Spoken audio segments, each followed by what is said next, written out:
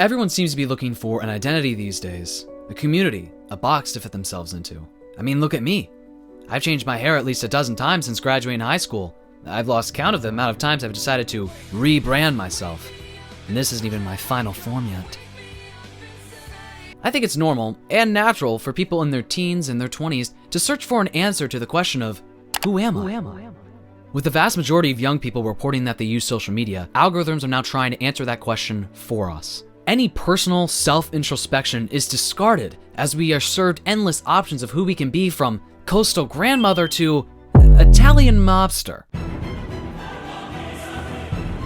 Although these, as TikTok calls them, aesthetics, may seem to be the answer to all of our life's problems, they're actually doing a lot more harm than good. Within becoming active participants in these aesthetics, we may find community, which is something that most of us are constantly searching for. Add on to this that a lot of young people are experiencing measurable amounts of loneliness, and you might think that rebranding yourself as a mob wife will fix your vast emptiness.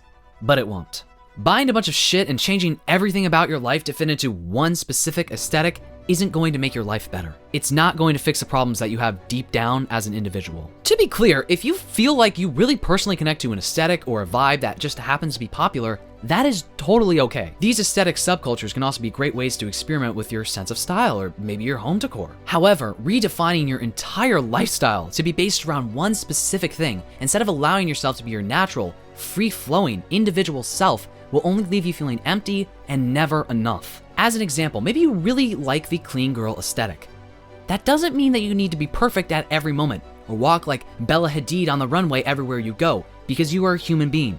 You're allowed to be fluid and messy. Today we'll be going into the history of aesthetics, personal branding online, and how this ties into social media's current obsession with aesthetics. Now, I wouldn't personally say that I fit into one specific style or personal brand, but for fun, I figured we'd take a BuzzFeed quiz to see what aesthetic they think I am. BuzzFeed quiz results are basically from the mouth of God, so I'm really curious to see what they have to say. Okay, reach into your imaginary closet and pick out a top.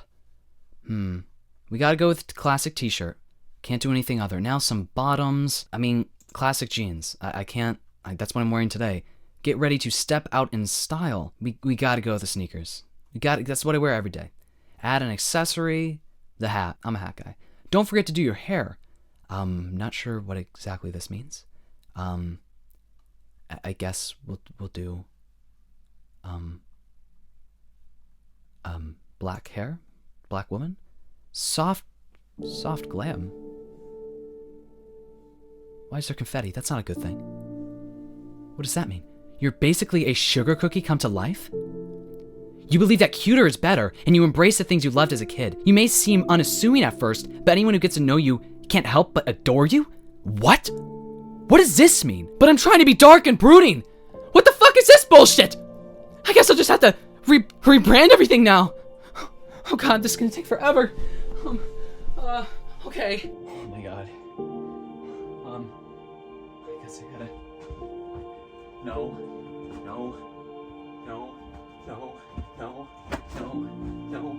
Can't wear that anymore. Nope. Trash. Oh god.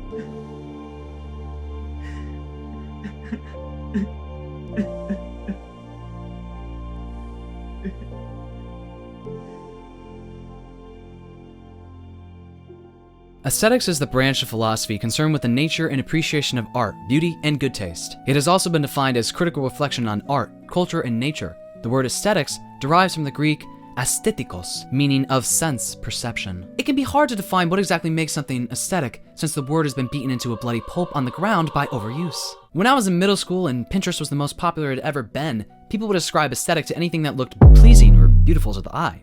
However, what is pleasing to the eye can be hard to define as well. James Shelley writes in The Concept of the Aesthetic, "To judge an action to be morally good is to become aware that one has the duty to perform the action, and to become so aware is to gain a desire to perform it. By contrast, the pleasure involved in judging an object to be beautiful is disinterested because such a judgment issues in no desire to do anything in particular. If we can be said to have a duty with regard to beautiful things, it appears to be exhausted in our judging them aesthetically to be beautiful." In answering the question of what makes aesthetic value aesthetic, Shelley writes, "The prevailing answer to the aesthetic question is aesthetic formalism. The view that aesthetic value is aesthetic because objects bear it in virtue of their perceptual properties, where these encompass visual, auditory, gustatory, olfactory, and tactile properties." Nowadays, it seems that aesthetic is just a new word for subcultures, which are usually filled with a unique set of style, personal beliefs, mannerisms, or even lifestyle choices. Despite the fact that it seems that aesthetic has sort of replaced the word subculture, it really hasn't, because most uses of the word aesthetic nowadays are tied to a certain look, rather than an actual culture with certain beliefs. In all honesty, I don't find it surprising at all that there's no real beliefs tied to any of these aesthetic subcultures online, since aesthetics have always been focused on vanity alone. Immanuel Kant refers to the judgment of taste as contemplative rather than practical. But if the judgment of taste is not practical, then the attitude we bear towards the object is presumably also not practical. When we judge an object aesthetically, we are unconcerned with whether and how it may further our practical aims. Hence, it's natural to speak of our attitude towards the object as disinterested. Let's use some alternative subcultures as an example of this aesthetic phenomenon. Something I've noticed a lot online, specifically on TikTok, which is of course the main subject of today's video, is the appropriation, for lack of a better term, of punk subcultures and the like. Alternative subcultures like these are, at their core, anti-establishment and anti-bigotry. What ends up happening within this appropriation of these scenes, however, is people end up joining them without having any of the ideologies or beliefs that are necessary to be a part of them. For example, claiming that Donald J. Trump is punk. Yes, this is a real thing. The internet. Of course, people can adorn a style that is unique to one subculture without actually being a part of it, but to claim that you are punk while being a Trump supporter is legitimately insane. Every alternative scene, whether it be the trans scene, the queer scene, the drag scene, the metal scene, were all formed as a rebellion against the mainstream. A place for like-minded individuals to come together in a safe space. And when people of a certain hue come in and appropriate the culture created by those people for specifically those people, it's not a safe space anymore. There's not like-minded individuals in the place you created for them. And while these people get to masquerade looking like us, they get the out to their people by saying, "Oh, no. I think like you do. I'm actually one of you guys. I just look like this." There's definitely a discussion to be had about gatekeeping and rules within these spaces, but again, even this ties back to the over-obsession of the aesthetic. If someone doesn't dress punk but listens to the music and has a belief system tied to being punk, aren't they still punk? By focusing on an aesthetic exclusively, you're completely stripping all that makes up the actual core of these subcultures. In a similar wavelength, you may have people who only dress the part. They walk the walk, but they don't actually have any of the beliefs that tie in with being punk. Talking the talk, or I think that's reversed, sorry.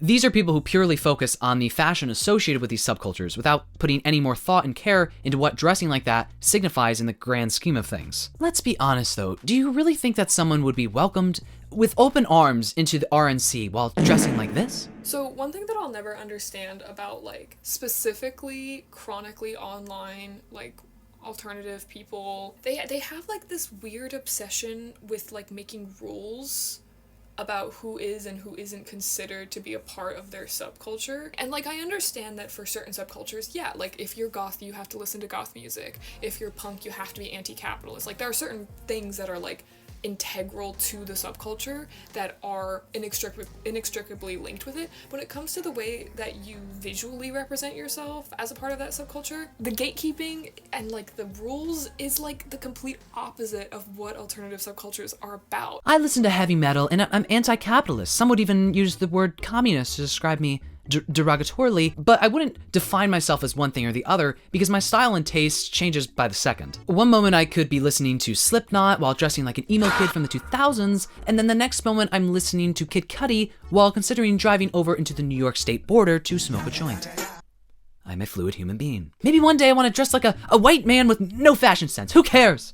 I'm allowed to change. This is the crux of why the aesthetic takeover on TikTok is likely causing more harm than actual good. Not only are these hyper-specific aesthetics starting to like come up like every other week or two as exacerbated by TikTok, but now there's kind of like a lifestyle element attached to them. It's just weird when aesthetics come with a set of routines or hobbies or whatever. People are starting to mark their identity around these labels and around these aesthetics, and it really starts to treat life as material consumption rather than something that just should be lived. Like, you shouldn't have to box yourself in, you shouldn't have to curate your life and literally what you do and your interests and how you dress and how you speak around a fucking mood board, you know? In Naomi Klein's Doppelganger, she brings up an article published by Peter Montoya in the late 90s, The Brand Called You, which explores the fundamental reasons branding is a part of the human psyche. In the summary it says, this roadmap to the understanding and creating a personal brand looks at the compulsion to instantly label things and people. A personal brand is much more than a slogan or an impressive business card. At the time of this article releasing, Montoya was heavily mocked, but as Klein states, it became clear that a great many of us were dead wrong about the impossibility of everyday people becoming brands. 10 years after Peter's discredited Brand Called You article, the iPhone launched, and soon enough, Facebook, Twitter, and YouTube were at our fingertips. Suddenly, everyone on those free platforms had the tools to fashion a personal brand. Quirky, glam, edgy, nerdy, revolutionary, and project it well beyond their own circles, all for the low cost of consumer tech and some well-chosen accessories. The age of influencer was upon us. Now, social media gives us infinite options of who we can be. Pink Pilates princess, coquette, it's girl, downtown boy, dark academic mob wife. I don't know what the fuck I'm saying either anymore. If we fit perfectly into one of these boxes and show our perfectly curated lives for people to fawn over, then surely we'll get more views. On TikTok, at least, this is true, since in 2020 it was revealed by ex-moderators on the app that they were told to suppress posts created by users deemed too ugly, poor, or disabled for the platform. From two internal TikTok moderation documents, one lays out bans for ideologically undesirable content in live streams, and another describes algorithmic punishments for unattractive and impoverished users. Now I know why all my videos constantly perform poorly! No, but in all seriousness, there is a lot of money to be made by participating in all the newest aesthetics online. People can now pick whatever they want to be based on the endless stream of microtrends coming out of TikTok. Microtrends are cycles of short-lived trends that gain a high amount of attention in a fairly short period outside of traditional trend cycles, and then fall off the grid and lose public relevance almost just as quickly. According to Jerome Stolnitz's theory, bearing an aesthetic towards an object is a matter of attending to it disinterestedly and sympathetically, where to attend to it disinterestedly is to attend to it with no purpose beyond that of attending to it, and to attend to it sympathetically is to accept it on its own terms, allowing it and not one's own preconceptions to guide one's attention of it. Every 14 working days or so, there's a new aesthetic that has a name, a term, a look, a vibe around it, but no personality. Clean girl aesthetic, quiet luxury, cold girl winter.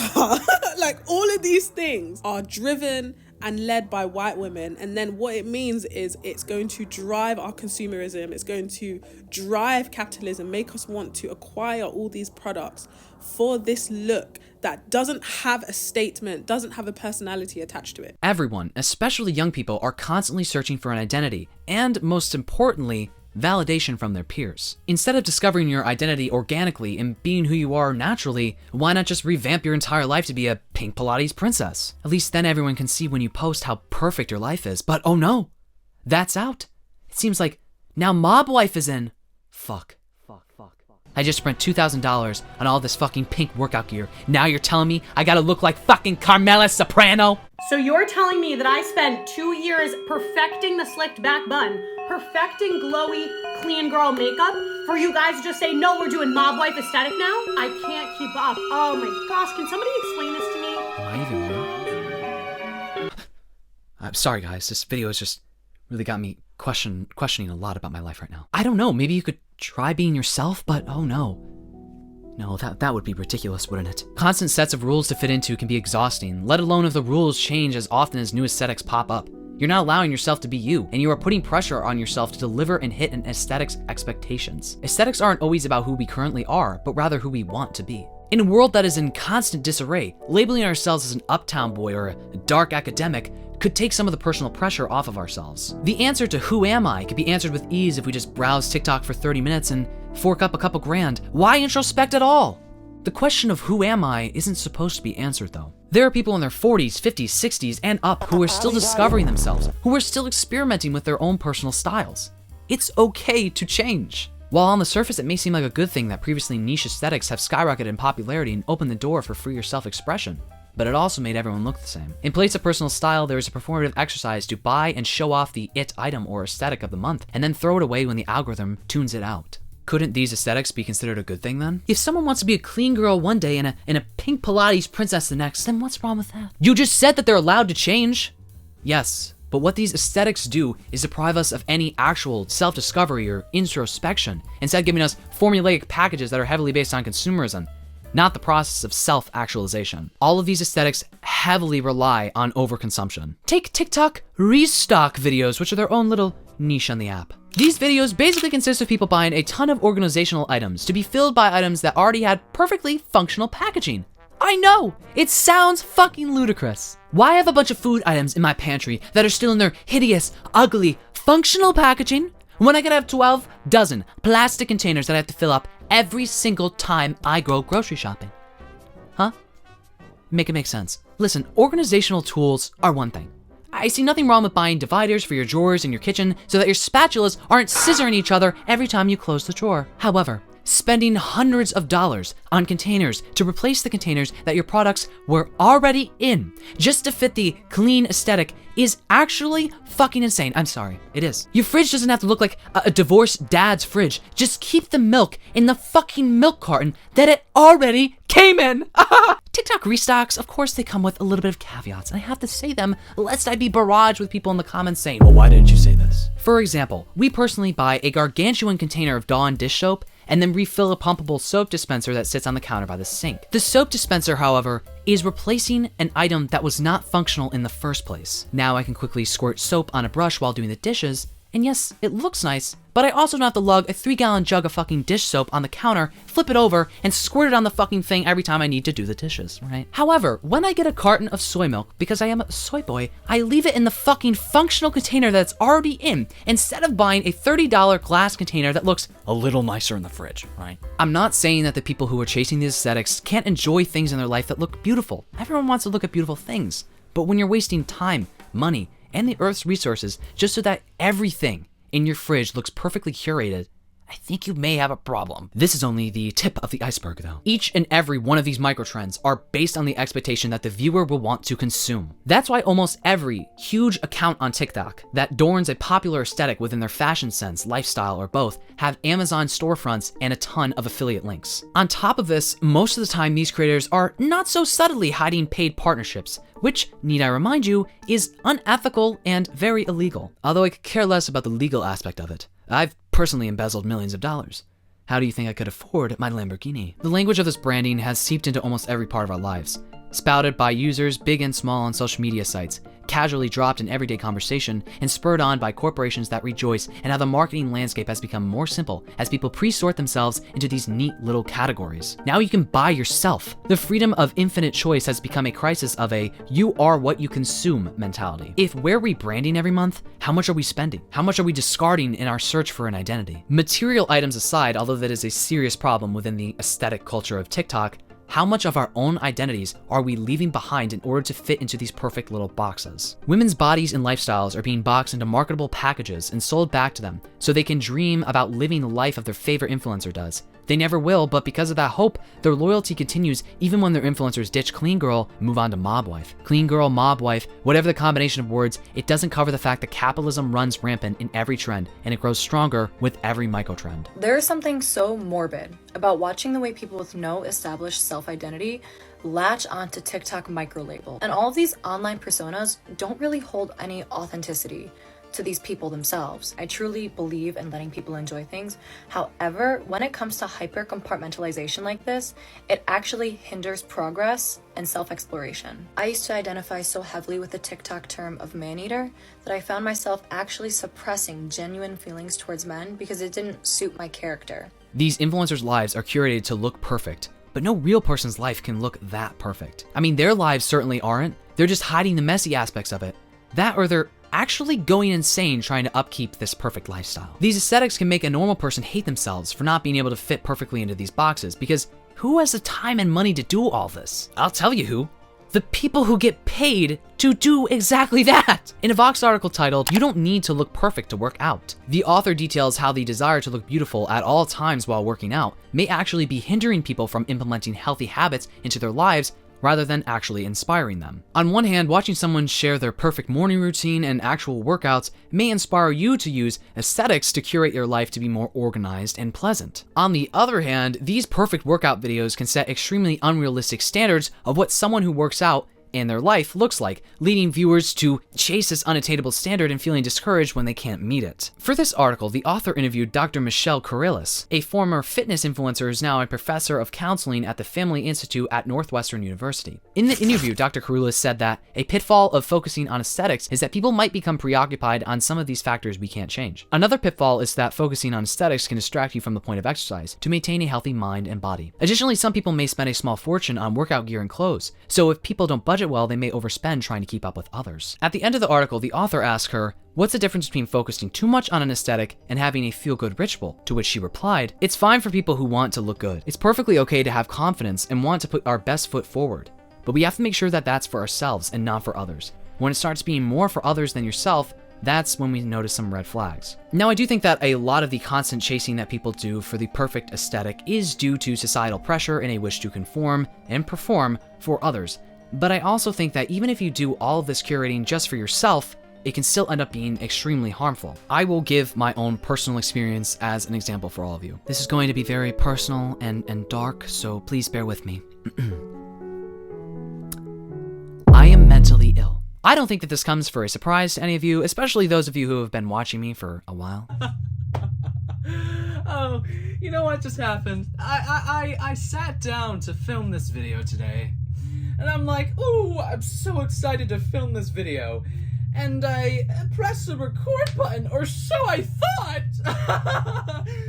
And I just picked up my phone to turn it off, and it wasn't recording! So we're gonna do this for a second time, okay? Strap in, kids, because it's gonna be worse than it was the first time! Anyway, I am scheduled to get tested in October for some neurodivergent tendencies that I have. Again, this is probably not coming as a surprise because everyone already thinks that I'm autistic. I don't ever talk about my suspected neurodivergence, however, because I don't want to self-diagnose myself on a public platform. Let's cut to the chase. Why am I saying all this? Well, I personally very strongly believe that I have OCD. I am not 100% certain of this, so take what I'm going to say with a grain of salt, but even if it turns out that I don't, highly unlikely, I still share a lot of obsessive tendencies with those who actually do have OCD. One of my obsessions is that everything needs to be perfect. I know that unfortunately this is kind of the stereotype of OCD in the media, and OCD comes with many negative thoughts and patterns that rarely ever have a light shed on them in movies and TV. However, cleanliness and perfection is something that people who actually have OCD do suffer with. My perfectionism has gotten so bad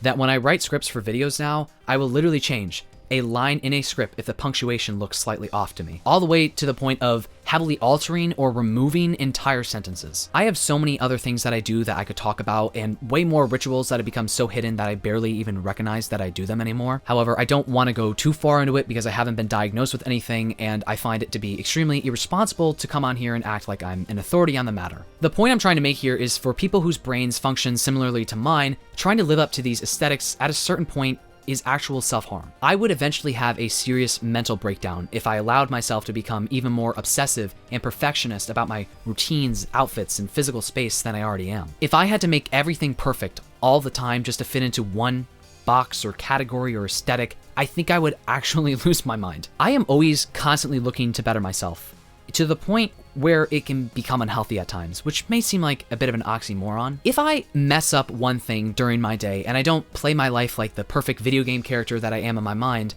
then I will become distressed for the rest of the day, and I'll only look forward to the next day in hopes of keeping a perfect streak for that entire day. I'm not bringing all this up to say that people should stop posting pretty videos just because it could possibly impact someone like me negatively. I just want to bring a different perspective to light on this matter. Even for people who don't have to deal with mental illnesses or disorders of the brain, the chase for the perfect aesthetic can still be extremely damaging. We have to look no further than sad beige moms as an example of this. As Obama says, let me be clear, I am not about to shame these moms for choosing to have a room for their child that looks beautiful in their eyes. Yes, women's choices are way more criticized than men's, especially when it comes to parenting, but there are a lot of things to critique within this subculture online. Sad beige moms, as they're commonly referred to, perfectly display the need to have a perfectly curated life, no matter the cost. In sum, these moms have the beige aesthetic curated in their home decor and personal style. But the beige does not just cover themselves, no. It extends to their children too. In one video, a mom had bought her kid a plastic Christmas tree with lots of colors on it. She then proceeds to spray paint it to fit the aesthetic of their home. Why buy your child their own tree if you're just gonna take away everything about it that makes it a tree for a child? There are tons of videos on TikToks of these moms showing off their children's rooms which lack any vibrance or diversity. In my opinion, it's totally okay to have your entire house adorned with the beige decor. But when it comes to your child's room, that's when you leave the equation. Now I understand, obviously to an extent, designing your baby's nursery how you want it to be because it's not like they're gonna fucking do it themselves. But to me, parents who choose to do this may be viewing their child as an extension of themselves, or even in some extreme cases, as an accessory, rather than whole human beings who will grow up to have, their own style and beliefs of their own. Child development experts have also called into the question of the use of this aesthetic. Babies prefer highly contrasting colors or color blocks simply because the color combinations are easier for their developing eyes to focus on. Dr. Jody Lavoie, PhD, a childhood cognitive development expert and the chief learning officer at Begin, explains. While a toy that is beige is not harmful, a toy with a bold black and white pattern will likely be more interesting for your baby. Stimulating colors do help a baby's brain develop and aid in their learning, says Harvey Karp, MD, FAAP, the founder and CEO of Happiest Baby. Brand-colored, high-contrast toys and books help stimulate your little one's developing optic nerves and focus on their attention, overall vision, and even their budding curiosity, he explains. But the benefits are more about contrast and patterns and less about a particular color group. With all this being said, the beige aesthetic isn't always terrible for these people's children. These boring colors are also important for a baby's brain development because they offer the brain a much-needed rest, Dr. Karp says. It's mentally exhausting for babies to be constantly exposed to high stimulating sounds, commotion, or colors.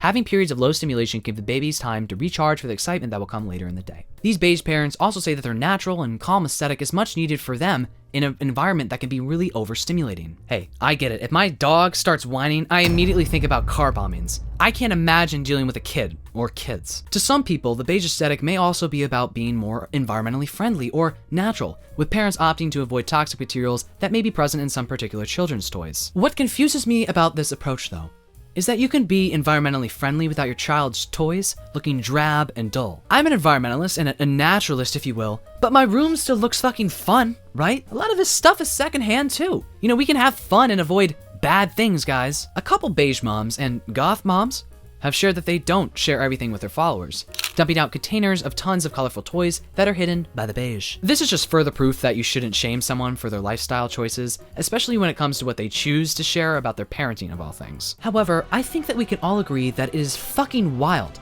to buy a new toy for your kid only to spray paint over it. Where the beige moms can go too far is when they don't compromise with their children, when they see their aesthetic as all or nothing, and when they don't allow their children to be who they are because of the pursuit for a perfectly curated lifestyle. Beige moms aren't the only victims of the pursuit of the aesthetic, though. The clean girl aesthetic also suffers from this chase of perfection. Clean girls have slicked back buns and a natural and fresh look to their makeup and style. With almost all of these aesthetics, as is the norm on social media, thin, wealthy, and white ideals are constantly pushed to the front of the For You page with little diversity. And this is only a minor aspect as to why this trend in particular is so harmful. Anyway, the main problem that I have with this trend specifically is the air of classism that comes with it. Sure, rebranding yourself as a dark academic could cause a crisis in your brain and finances, but aesthetics like that don't come with the expectation of someone's life being clean, and therefore with the assumption that there's something dirty on the other side. These influencers are unintentionally or even intentionally pushing the idea that a perfect and clean life is ideal. What about someone who has acne? What about a woman who is fat? What about someone who has messy kids? What about someone who works 12-hour days just to get by?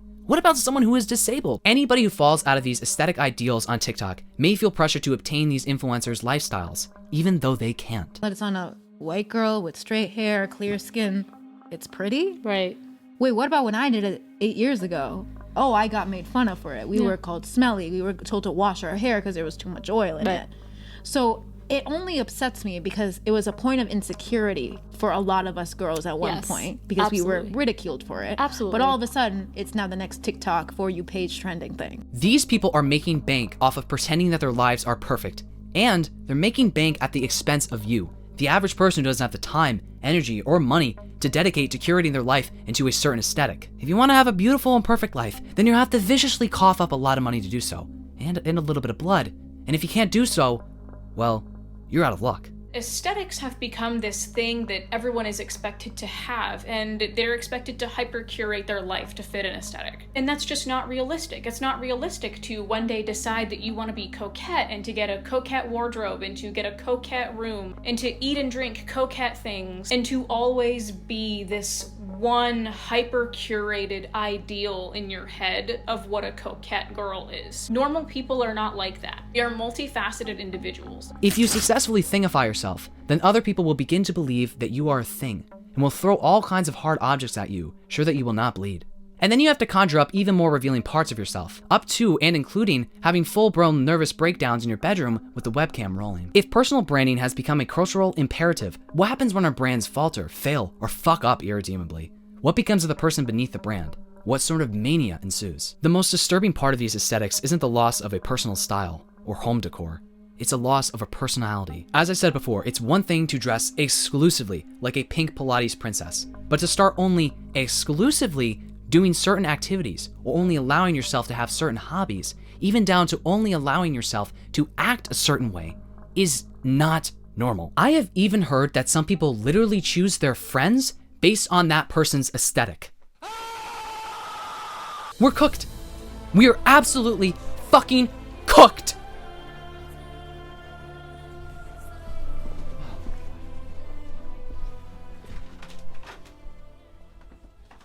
Salem Tovar said in her video, Gen Z's aesthetic obsession and search for identity is tiring. How about be yourself aesthetic? And I could not agree more. We should keep in mind that at the end of the day, you can express your authentic self through your own creation and not through consumption. Recently, the underconsumption trend has taken hold on some parts of TikTok, but is it going to last? Isn't that just a trend too at this point? Won't underconsumption become an aesthetic eventually? Everything in our lives has become commodified, and social media just promotes this commodification. If you redefine your life to be coquette, then maybe you'll finally find yourself. You'll finally fit in. Your life will finally be beautiful and perfect down to the T.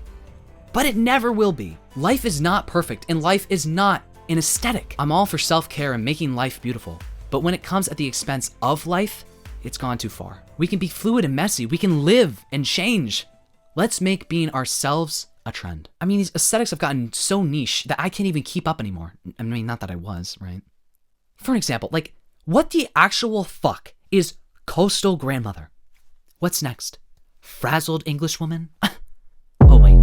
That's already a thing! I don't want to be a coastal grandmother. I just want to be me! I can't. Oh, what? Oh, what? Is this aesthetic? Oh no! It doesn't fit my new goth vibe! Trash! Oh, what is this? I just heard that Uptown Boy is... Okay, let me just take my fist and shove it up my ass raw and say...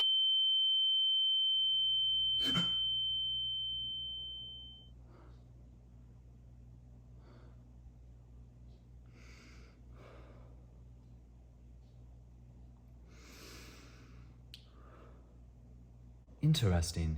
He thinks that this is his new aesthetic. Fascinating. Let me know what you all thought about this video down below. Do you think that our constant chase for aesthetics is damaging, or is it positive? Comment down below anything you want to comment down below. I'd like to give a special shout out to all my Patreon members who are part of the Alpha tier and above. If you join my Alpha tier, I will give you a verbal shout out at all of the end of my videos. So, thank you to Ben, Cap the Time Lord, and Olivia Schutt.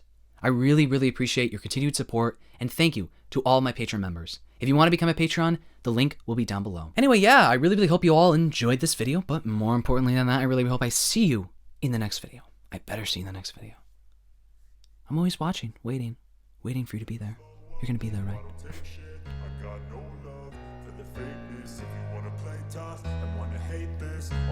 Okay. Bye. I don't ever slow up, no I don't take shit. I got no love for the fakeness. If you wanna play tough,